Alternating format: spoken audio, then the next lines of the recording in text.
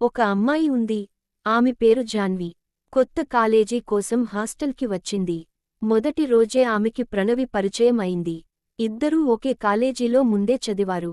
కాని అప్పటివరకు పరిచయం లేదు. ఈ కాలేజీలోనే వాళ్ల స్నేహం మొదలైంది.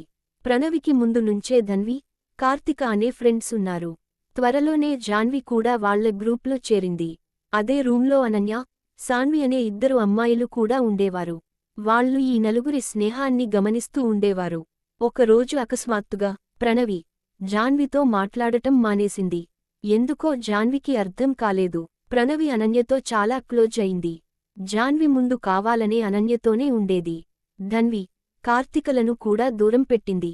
బయటికి చూస్తే ప్రణవి జాన్విని మర్చిపోయినట్టే కనిపించింది. కానీ లోపల మాత్రం జాన్వి అంటే ఆమెకి చాలా ఇష్టం.